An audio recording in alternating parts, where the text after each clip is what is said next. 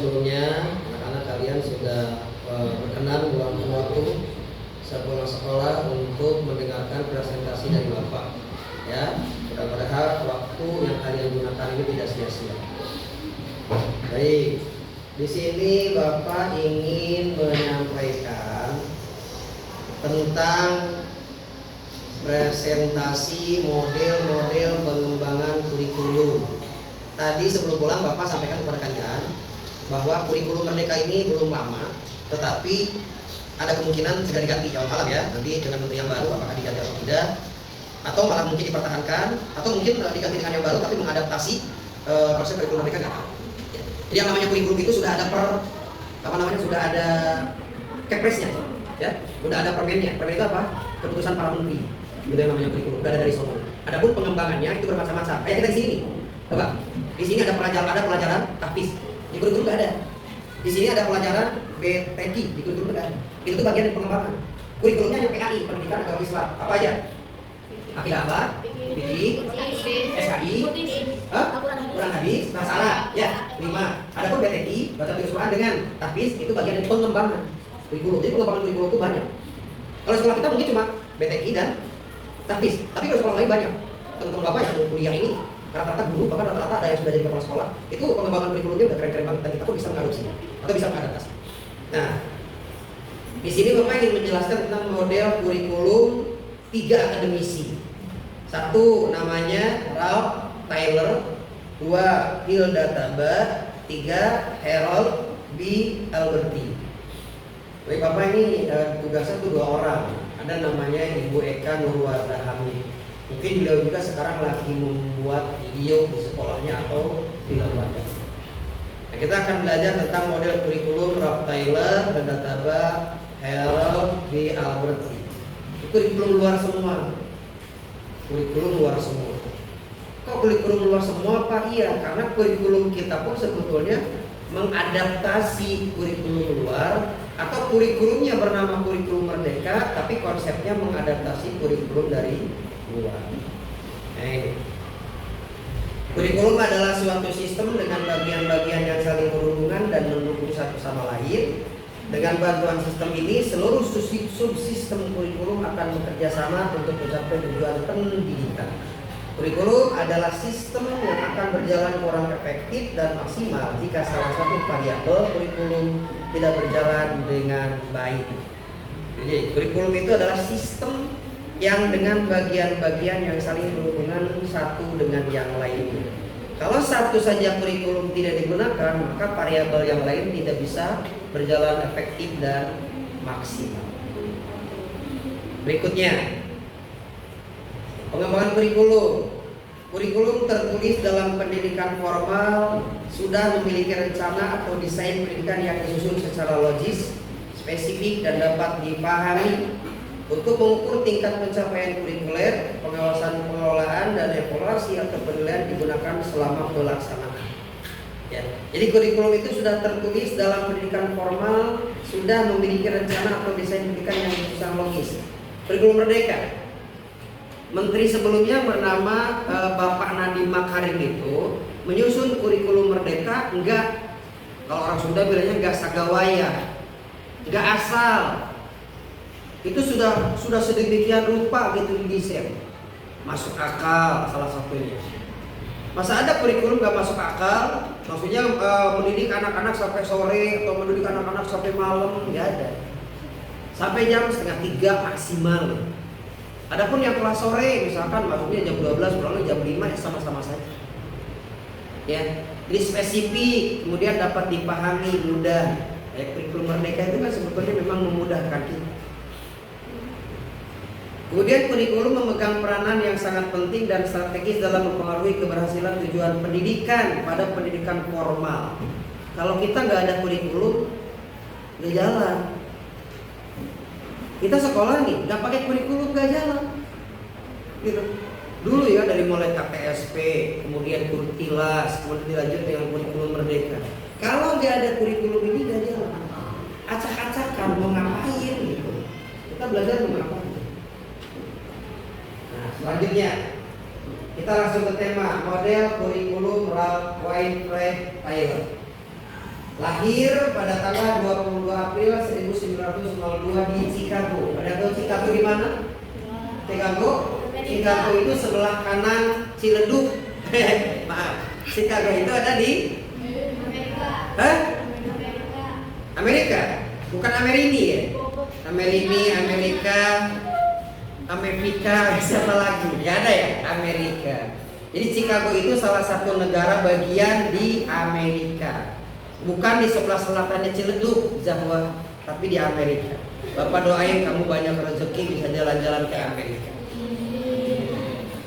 Nah, beliau ini adalah seorang akademisi yang bergerak di bidang pendidikan. Beliau adalah seorang pendidik dari Amerika yang bekerja di bidang penilaian dan evaluasi.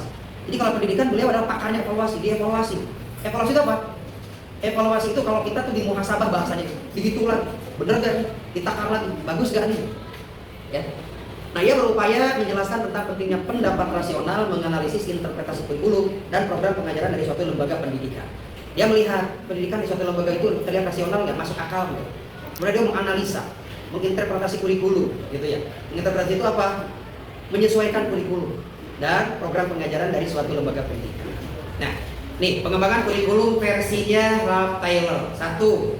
Objektif, artinya tujuan pendidikan yang diharapkan. 2. Selecting learning experience, artinya menentukan pengalaman belajar yang akan diperoleh guna mencapai tujuan. Gitu ya? Kita belajar ada tujuan nggak? Punya tujuan kan? Selama misalnya, taruhlah tujuan paling mudah pengen lulus dulu, kan gitu ya? Pengen naik kelas, itu tujuan. Nah, itu namanya selecting learning experience, menentukan pengalaman belajar yang akan diperoleh guna mencapai tujuan. Tujuan kita pengen naik kelas, tujuan kita belajar pengen pinter, tujuan kita belajar pengen lulus dan pengen mengejar cita-cita. Kemudian selanjutnya, organizing learning experience, mengorganisasi pengalaman belajar yang akan diberikan. Jadi sebelum mengajar, sebelum belajar, guru itu diorganisasikan dulu pelajaran, mata pelajaran. Mudah-mudahan tahun depan, kata bidang kurikulum sekolah kita, tahun depan itu kita sekolah kita udah digital. Mudah-mudahan ya, saya berharap banyak. Kenapa? Di setiap kelas akan diadakan satu komputer besar, satu proyektor, dan setiap guru itu ngajar udah nggak pakai buku, tapi langsung dengan digital. Jadi pelajarannya udah masuk ke komputer semua. Gitu. Itu namanya pengorganisasian pengalaman belajar. Kemudian yang keempat adalah evaluation. Apa itu? Mengevaluasi efektivitas pengalaman belajar guna mengetahui tujuan pendidikan telah dicapai. Tugas pertama dalam pengembangan kurikulum adalah mendefinisikan tujuan dengan mempertimbangkan studi tentang peserta didik, kehidupan kontemporer, dan saran dari spesialis materi pelajaran. Data berasal dari studi ini kemudian harus diputar oleh filsafat pendidikan, sosial pembangunan kurikulum, dan temuan psikologi pembelajaran. Tujuan itu harus dinyatakan dalam model yang membuat mereka berguna, memilih pengalaman belajar yang kemudian diorganisasikan sedemikian rupa untuk mendapatkan hasil yang diinginkan. Tadi kurikulum model Ralph Winfried Taylor. Kemudian kurikulum model Hilda Taba. Banyak pengembangan kurikulum, akademisinya banyak. Cuma di sini ada 3 saja. Ya, salah satu tokoh pengembangan kurikulum yang cukup fenomenal, viral, terkenal, namanya adalah Hilda Taba. Lahir pada tahun 1902 dan meninggal pada tahun 1967. Yang menganggap fakta sebagai yang paling penting untuk mendasari ide dan penyamarataan peserta didik. Lebih dari itu, dia berharap bahwa pengalaman belajar di seluruh tingkatan dapat memiliki pengaruh kumulatif jika ide ini dihubungkan kepada konsep abstrak yang kuat dan tindakan baru dan situasi yang bervariasi. Ini Bapak jelaskan sedikit. Nih. Perhatian Hilda Taba, kebutuhan akan metode untuk menilai pembelajaran bermakna yang melampaui ujian dan peroleh muatan. Setiap pembelajaran butuh metode dan metode itu beda-beda. Contoh, matematika. Kalau pelajaran matematika pakai metode ceramah, kamu ngerti ya? Bapak ngajar matematika, ceramah terus gak ditulis, gak dicontohin, kira-kira kamu paham nggak? Nah, sama gak bakal paham, apapun kamu gak bakal paham. Ya, jadi metode untuk matematika apa? Praktek langsung, interaktif gitu ya. Makanya guru matematika itu sering nyuruh siswanya untuk bawa HP, kita belajar interaktif. Tidak hanya dengan akidah atau fikih, lebih ke ceramah. Prakteknya ya praktek, udah langsung praktek. Metode pembelajaran itu beda-beda. Nah, kata Hilda Taba, kebutuhan metode untuk mulai pembelajaran bermakna yang melampaui ujian perolehan muatan. Kemudian rencana atau perencanaan kurikulum yang terkoordinasi dengan kelompok organisasi guru, berkolaborasi dalam menghubungkan mata pelajaran sekolah dengan aktivitas untuk menyepakati tema yang canggih. Selanjutnya, langkah-langkah pengembangan kurikulum model Wildataba. Katanya, model kurikulum Wildataba ini paling mudah di antara seluruh pengembangan kurikulum. Bahkan kita aja banyak yang mengadopsinya. 1. Kelompok guru terlebih dahulu menghasilkan unit kurikulum untuk dieksperimenkan. 2. Uji coba unit eksperimen untuk menemukan validitas dan kelayakan pembelajaran. 3. Merevisi hasil uji coba dan konsolidasikan unit-unit kurikulum. 4. Mengembangkan kerangka kerja teoritis. Dan yang kelima, pengesemblingan dan diseminasi hasil yang telah diperoleh. Langkah-langkah untuk menentukan tujuan pendidikan, kata Wildataba. 1. Rumuskan dulu tujuannya. Kita punya tujuan, sekolah punya tujuan, lembaga punya tujuan. Kenapa memakai kurikulum ini? Kenapa ada pengembangan kurikulum tahfiz dan lain-lain? Punya tujuan, maka rumuskan dulu tujuan. Kemudian klasifikasi. Kemudian merinci tujuan berupa pengetahuan. Dan yang terakhir adalah merumuskan tujuan dalam bentuk spesifik. Itu kurikulum Ralph Tyler Wildataba. Kemudian yang terakhir adalah kurikulum model Harold B. Alberti. Harold B. Alberti bersama istrinya Elsie J. Alberti mendefinisikan bahwa kurikulum adalah semua kegiatan yang disajikan oleh sekolah untuk para pelajar. Kegiatan yang disajikan oleh sekolah untuk pelajar, itu namanya kurikulum. Kalau kurikulum model Alberti itu memiliki fokus pengalaman belajar siswa, lebih kepada siswa, menitik beratkan kepada siswa, bukan kepada guru, bukan kepada organisasi, tapi kepada siswa. Ya, nah ini prinsip-prinsipnya. 1. Mendiagnosis kebutuhan siswa. 2. Tujuan pendidikan. 3. Seleksi isi kurikulum. 4. Organisasi isi kurikulum.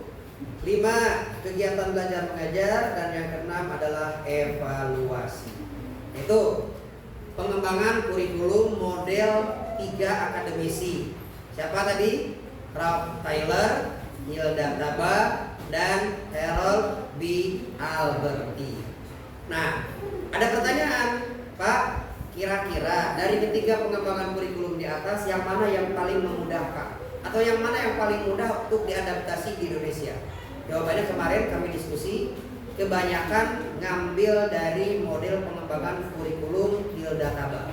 Kenapa? Lebih mudah dibandingkan dengan kurikulum model Ralph Tyler atau model Harold B. Alberti. Demikian anak-anak, terima kasih atas waktunya. Semoga nanti kurikulum ini bisa salah satunya diterapkan di sekolah yang kamu bangun. Bapak doakan mudah-mudahan di antara kamu atau kamu semuanya punya sekolah masing-masing. Bisa bikin yayasan. Amin. Subhanakallahumma